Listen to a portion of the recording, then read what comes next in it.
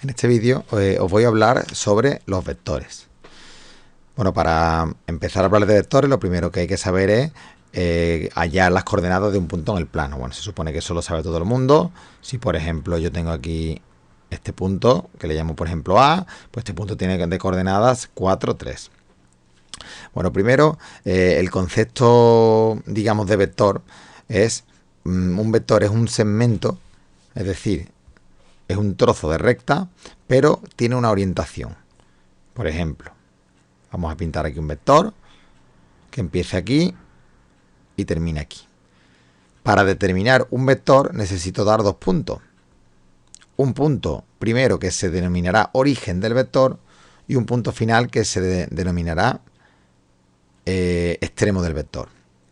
Entonces observamos que es realmente un segmento que tiene una longitud concreta, pero tiene una orientación. En este caso la orientación le indica la flechita que sería hacia allá. Bueno, ese es el concepto de vector. Vamos a empezar viendo lo que denominamos lo que es un vector fijo. Bueno, un vector fijo es un vector que está colocado en el plano y no se puede mover de ahí. Esto sería un vector fijo. Por ejemplo, este vector empieza en este punto, que le podemos denominar punto A. Vamos a ponerle el nombre a este punto, A, y termina aquí, que vamos a considerar que es el punto B. Este sería el vector que empieza en A y termina en B. Se le suele denotar con una flechita arriba para indicar que es un vector. Esto es lo que denominamos un vector fijo. Este vector no se puede mover de aquí. Tiene su origen en A y su extremo en B. Si considerara su origen en B y su extremo en A, pues entonces el vector en vez de AB sería BA. El punto A, como punto, tiene de coordenada 4, 3. Y el punto B tiene de coordenadas 8, 6.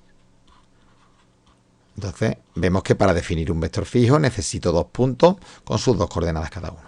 Bueno, pues una vez que ya hemos definido lo que es un vector fijo, vamos a ver lo que se le puede hallar a un vector, que es módulo, dirección y sentido. Estos son tres conceptos que determinan un vector. En el caso de que tengamos este vector fijo, bueno, ya vamos a trabajar con este ejemplo. Es un vector AB que empieza en A, termina en B. Tenemos aquí las coordenadas. Y vamos a definir primero lo que es el módulo. Bueno, el módulo de un vector es lo que mide el vector. Es la longitud que tiene este vector. Aquí podríamos calcular esta longitud. ¿De acuerdo? Podríamos calcularlo con una regla o con técnicas que veremos un poquito más adelante. Luego el vector también tiene lo que denominamos dirección. La dirección de un vector es la dirección de cualquier recta paralela a ese vector. Por ejemplo, vamos a dibujar una recta que empiece aquí y pase por aquí. Vamos a ocultar estos puntos. Pues la dirección del vector será la de la recta que sea la de una recta que sea paralela a él. Obviamente, si en lugar de coger esta recta cojo esta, sigue siendo el de la misma dirección. ¿Vale? Observamos que la recta es paralela al vector.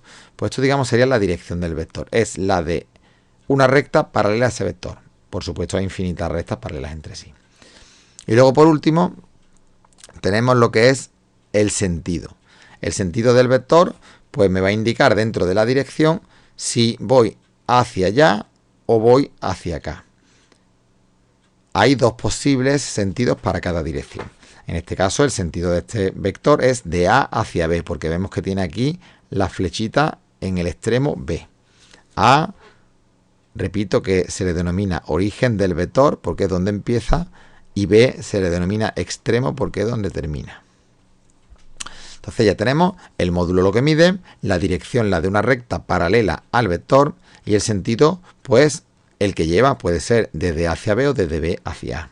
Esto es como si fuéramos en una autovía, pues tenemos dos sentidos, uno para allá y otro para acá. Pues los vectores pueden tener dos sentidos dentro de una misma dirección. En este caso el sentido es de A hacia B. Bueno, pues estos son tres características que que tiene cada vector.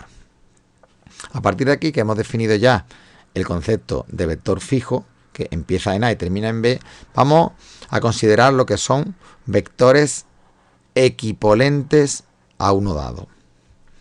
Pues para definir vectores equipolentes vamos a utilizar esto que tenemos aquí arriba. Un vector, los vectores se dice que son equipolentes cuando tienen el mismo módulo, la misma dirección y el mismo sentido. Vamos a ir quitando estos puntos para que veamos mejor el vector. Entonces, por ejemplo, que uno puede decir, bueno, ¿y cuáles son los vectores que tienen el mismo módulo, la misma dirección y el mismo sentido que este? Para que sean equipolentes a él. Pues sabemos que tienen que tener la misma longitud, tienen que tener la misma dirección, es decir, tiene que ser la dirección de esta recta, y además tienen que tener el mismo sentido, tienen que estar mirando para arriba y a la derecha. Entonces, bueno, pues eso es simplemente todos los posibles infinitos vectores que hay después de colocar este en cualquier lado. ¿Este vector sería equipolente? Pues claro. ¿Este vector sería equipolente? Pues también. Es decir, es coger un vector y poderlo moverlo con libertad siempre que respetemos su longitud, su dirección y su sentido. Serían todos estos infinitos vectores que podría yo colocar en el plano, serían equipolentes al vector AB, que sería este de aquí. Vamos a colocarlo en su sitio, que era aquí, el 4, 3. Entonces, a partir de los vectores equipolentes, vamos a definir el concepto de vector libre. ¿Qué es un vector libre? Un vector libre es el conjunto de todos los vectores equipolentes a uno dado. Es decir, es un vector que tú lo ves con la apariencia que la estamos viendo aquí, pero lo puedo mover libremente. Me da igual tener colocado este vector aquí, que aquí, que aquí, que aquí, que aquí. Eso es lo que se denomina vector libre. Es un vector que tiene un módulo, una dirección y un sentido, pero lo puedo colocar donde me parezca. Por eso se dice libre, porque se puede mover con libertad. La diferencia entre el vector fijo y el libre, pues que el vector fijo está anclado en un sitio del plano. Y el vector libre tiene el mismo módulo, la misma dirección, el mismo sentido, pero lo puedo mover donde yo quiera. Siempre y cuando respetemos estas tres características: módulo, dirección y sentido. A partir del concepto de vector libre, pues surge de manera natural el de componentes de un vector. ¿Cuáles son las componentes de un vector? Bueno, nosotros hasta ahora los vectores fijos lo hemos determinado con un origen, que es donde empezaba el vector, y con un extremo, que es donde terminaba. Claro, eso tiene sentido en un vector que sea fijo, porque está anclado ahí. Pero si yo este vector lo puedo mover donde quiera, no tiene mucho sentido que yo le dé su origen o su destino. Entonces, a partir de ahí surge el concepto de componentes que van asociadas a los vectores libres. Si nosotros quisiéramos colocar este vector en los puntos más fáciles para calcular datos suyos, ¿cuál sería el punto más fácil donde yo puedo colocar este vector? Bueno, pues parece lógico que yo este vector lo colocara en el 0, 0. Pues a partir de colocar el vector en el 0, 0, surge el concepto de componentes de un vector. Las componentes de un vector son las coordenadas del extremo, suponiendo que el origen está en el 0, 0. Es decir, las componentes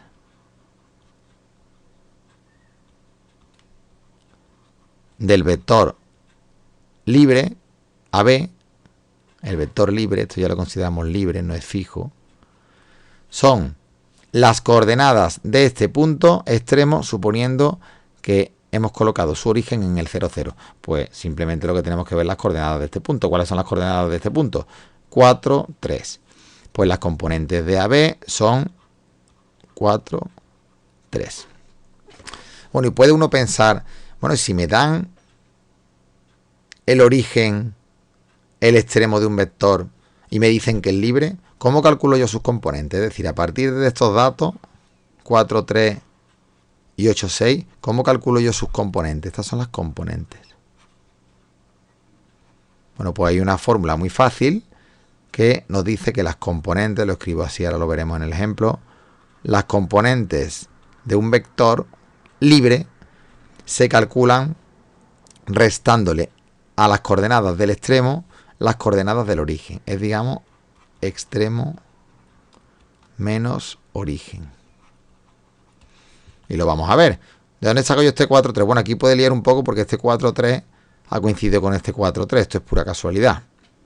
Esto no tiene por qué coincidir. Entonces, ¿cómo calculo yo las componentes de un vector del cual me han dado su origen y su extremo? Fijaros que este vector me lo habían dado a través de 2 puntos y yo quiero sacar sus componentes. Pues lo único que tengo que hacer es restarle al extremo el origen. Entonces las componentes serán al extremo, el extremo es B y el origen es A. Vamos a colocar este vector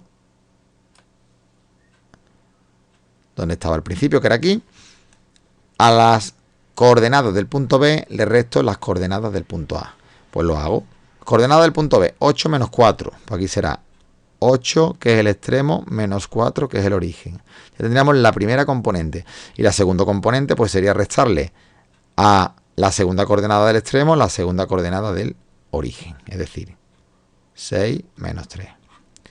Si yo hago 8 menos 4, me da 4, y 6 menos 3 me da 3. Y ya he sacado las componentes. Repito, las componentes de un vector se calculan restándole al punto extremo del vector el punto origen. Y me salen automáticamente las componentes.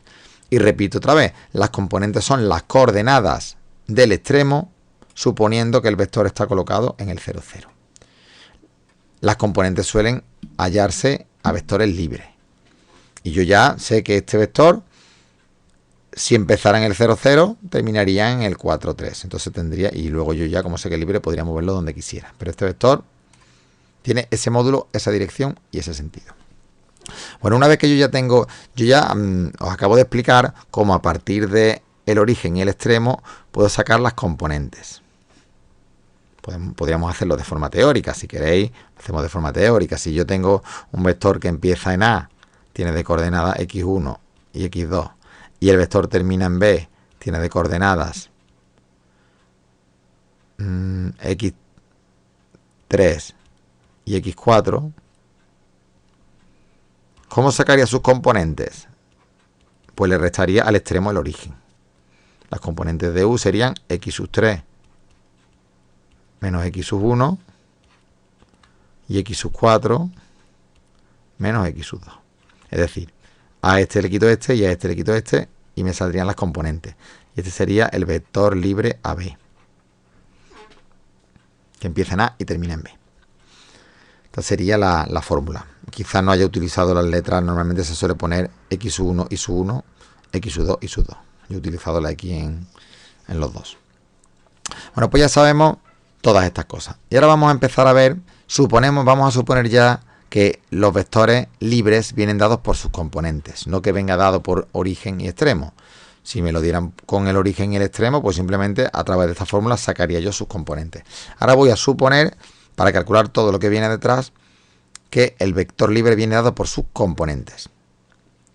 Entonces, ¿cómo calcularíamos, por ejemplo, nosotros el módulo? Vamos a suponer que yo tengo un vector U y quiero calcular su módulo. El módulo de un vector se denota por el nombre del vector metido entre barras. Si yo lo meto entre barras, eso implica que le estoy calculando el módulo al vector U. Vamos a suponer que el vector U libre tiene de coordenadas X, Y. En este caso, ¿cuáles serían? Bueno, las coordenadas que realmente son componentes. ¿Cuáles serían las componentes de nuestro vector si este fuera el U? Pues sería 4, 3. Esto sería un 4, esto sería un 3. ¿Cómo se le calcula el módulo a un vector? Bueno, sabemos que el módulo del vector es la longitud que tiene el vector.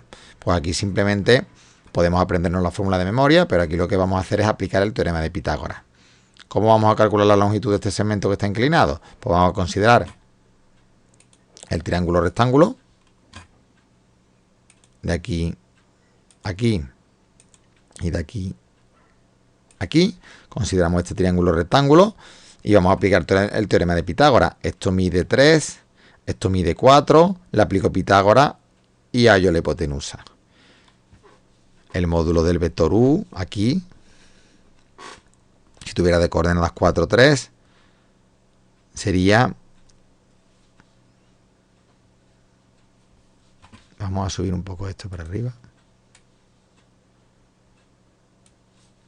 El módulo del vector U sería módulo de u. ¿Cuánto mide esto? 3. Bueno, si queréis aplico Pitágoras. Pues sería 3 al cuadrado. ¿Cuánto mide esto? 4 más 4 al cuadrado. Y le haríamos la raíz cuadrada. ¿De dónde sale esto? Bueno, pues si esto fuera una x, si esto fuera, por ejemplo, bueno, vamos a ponerle otro nombre. Si esto fuera una m, pues tenemos que, por el teorema de Pitágoras, m cuadrado, que m de módulo, sería igual a 3 al cuadrado más 4 al cuadrado. La m sería la raíz cuadrada de 3 al cuadrado más 4 al cuadrado. En definitiva, el módulo sería 3 al cuadrado 9, 4 al cuadrado 16, la raíz de 16, 5. Pues el módulo del vector u, es decir, lo que mide este segmento, son 5 unidades. Podemos aprendernos la fórmula, pero no hace falta porque realmente lo que estoy aplicando es el teorema de Pitágoras. Entonces, el módulo de u, suponiendo que tenemos el vector u dado por las componentes x, y, pues sería, la fórmula es la raíz cuadrada de la primera componente al cuadrado más la segunda componente al cuadrado. Esta es la fórmula para calcular el módulo de un vector dado por sus componentes. Bueno, también vamos a continuar y vamos a ver lo que es el argumento de un vector. El argumento de un vector es el ángulo que forma el vector respecto al eje de las x, es decir, sería este ángulo de aquí. Bueno, recordando trigonometría, sabemos, no, perdón, el ángulo no, el argumento sería la tangente del ángulo, no el ángulo, sino la tangente del ángulo que forma el vector con el eje de las x, es decir, este ángulo de aquí. Entonces, recordando la trigonometría, sabemos que la tangente de un ángulo es cateto opuesto entre cateto contiguo. El cateto opuesto observamos que es la componente y. Y el cateto contiguo observamos que es la componente x. Entonces de ahí deducimos que el argumento, voy a poner aquí una línea, que el argumento, que es igual a la tangente del ángulo alfa, suponiendo que alfa es el ángulo que forma el vector con el eje de la x, y es la componente y o segunda dividido entre la componente x. Es decir, si el vector u es el 4, 3, el argumento sería igual a 3 entre 4.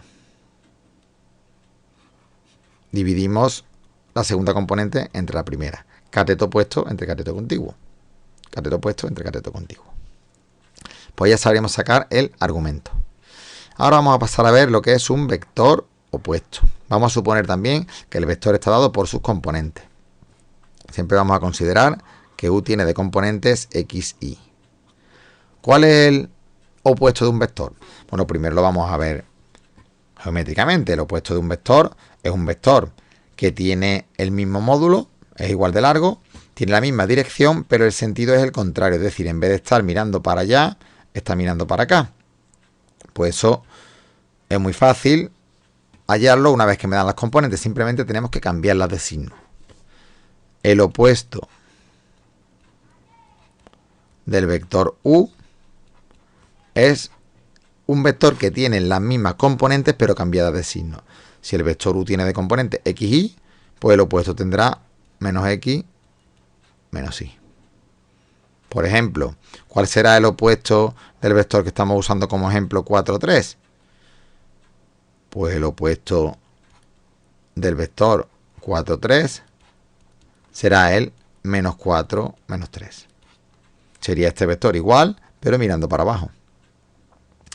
Bueno, ya tenemos lo que es un vector opuesto. Ahora vamos a ver operaciones con vectores. Suma de vectores. Vamos a suponer también que están dados por sus componentes. Pues también muy fácil. La suma de vectores, vamos a poner dos ejemplos. Vamos a suponer un vector u que tiene de componentes. Vamos a cambiarle ahora las componentes a u sub 1, u sub 2. Y un vector v que tiene sus componentes v sub 1 y v sub 2. Pues el vector suma, primero lo voy a hacer gráficamente para que veáis en qué consiste hacer la suma. Ocultamos estos segmentos.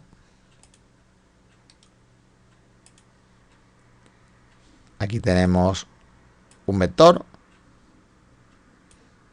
Vamos a suponer que este es el vector U.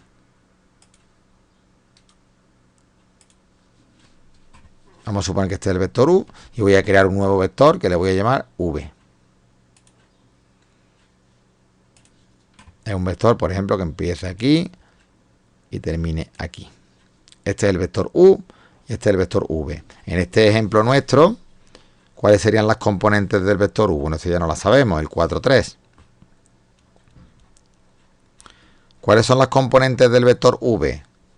Las componentes sabemos, vamos a ocultar también los puntos origen y extremo. Las componentes de este vector son las coordenadas del extremo, suponiendo que está colocado este punto en el 0, 0. Bueno, se ve que es 2 menos 2. Pero si tenéis duda,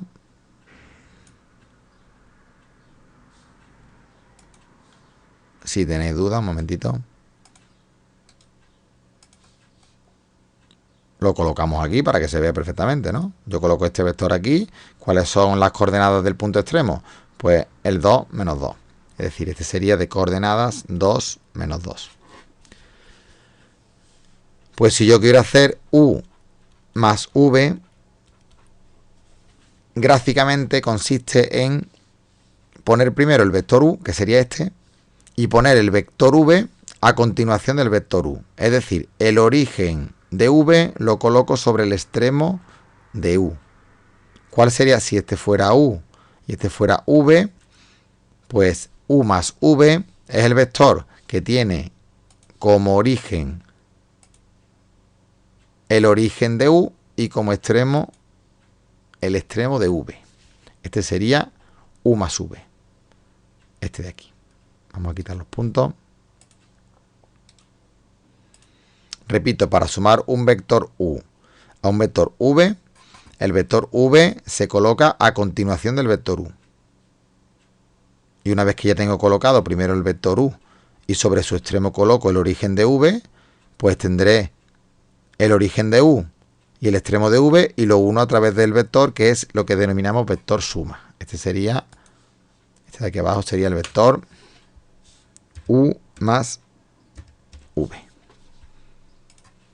Este sería U más V. Este de aquí sería U. Este de aquí sería V. Si este es U y este es V, la suma es este vector de aquí abajo.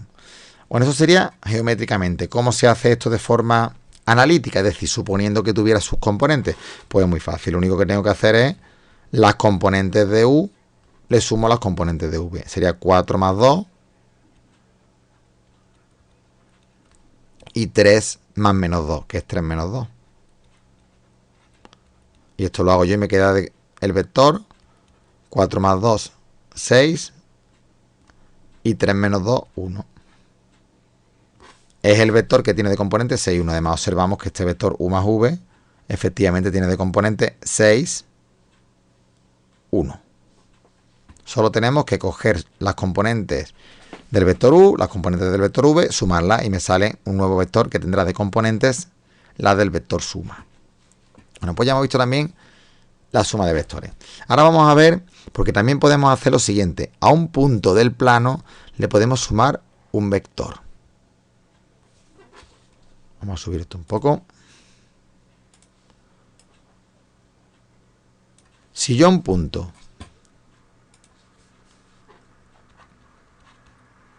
le sumo un vector, ¿qué creéis que me dará? Esto hay que tenerlo claro. Por ejemplo, cojo un punto. Este punto. Y a este punto le voy, por ejemplo, a sumar el vector U más V. Pues esto consistirá en este punto de aquí, sumarle este vector. Bueno, un momento. Borramos este punto. Bueno, este no me deja moverlo. Vamos a crear un vector nuevo aquí. Por ejemplo, este. Si yo a este punto le quiero sumar este vector, ¿qué voy a obtener? La operación de punto más vector consiste en coloco... Vaya hombre.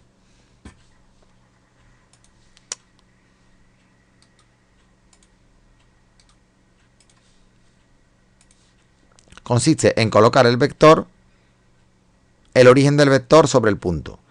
Y si este fuera el punto A, y este fuera el vector U, el punto A más el vector U me da el punto, pero situado en el extremo del vector.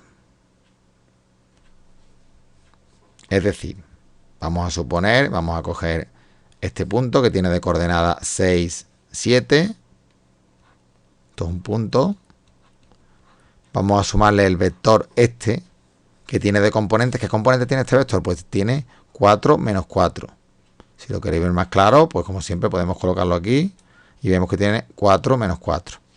Sería 4 menos 4. Pues ¿qué es lo que me va a dar la suma de un punto más un vector? Me va a dar el punto trasladado a través del vector. Es decir, me va a dar como solución este punto de aquí. ¿Qué coordenadas tiene este punto? Pues muy fácil. Yo a las coordenadas del punto del cual parto le sumo las componentes del vector y me va a dar las coordenadas del punto resultante. 6 más 4, 10. Y 7 menos 4, 3. Y observamos que realmente este punto tiene de coordenada 10, 3. Entonces hay que tener claro que si yo a un punto le sumo un vector libre, me sale como resultado otro punto. Este 10, 3 es otro punto que se obtiene trasladando el vector, el punto originario hacia el extremo del vector. Entonces, esta es una operación que se puede hacer y se hace muchas veces para definir rectas. Al punto le sumo un vector. Y ya por último, vamos a ver la operación número por vector, que consiste en, si yo tengo un vector cualquiera, vamos a coger por ejemplo este de aquí, este es el vector de componentes 4 menos 4. Si al vector de componentes 4 menos 4 le quiero multiplicar por un número, por ejemplo por el 2, número por vector, ¿qué creéis que me va a dar si yo un vector lo multiplico por un número? Pues me va a quedar otro vector. Este vector tendrá de componentes las que resultan de multiplicar cada una de sus componentes por el número. Es decir, 2 por 4, 8, y 2 por menos 4, menos 8. Esto gráficamente, ¿qué es lo que yo estoy haciendo? Si yo multiplico un vector, este vector, vamos a quitarle el punto. Si yo multiplico este vector por un número, realmente lo que estoy haciendo es obtener otro vector que tiene la misma dirección, el mismo sentido, pero su módulo es, en este caso, el doble porque lo multiplico por 2. Realmente lo que se obtiene es un vector que es igual, pero más largo. Más largo porque multiplicado por 2, en este caso sería el doble de largo. Si yo lo multiplicara por 3 sería el triple de largo, y si lo multiplicara por 0,5 pues sería la mitad de largo. Al multiplicar un vector por un número se obtiene otro vector que tiene la misma dirección y el mismo sentido, pero su módulo queda modificado según el número por el que multiplique. Si multiplico 2 por 2, pues el módulo me queda el doble. Entonces ya tenemos aquí muchos conocimientos sobre todo lo que se pueden hacer con vectores. Y una cosa que es importante es que tengamos claro esto, que si yo a un punto le sumo un vector, obtenemos otro punto. Y si a un vector lo multiplico por un número, obtenemos otro vector. Y si a un vector le sumo otro vector, se obtiene un tercer vector. Y de la forma en la que se ha explicado. Aquí lo he ido explicando tanto geométricamente como analíticamente. Fijaros que siempre va a ser interesante tener las componentes del vector. Es lo que me permitirá que sea mucho más fácil todos los ejercicios.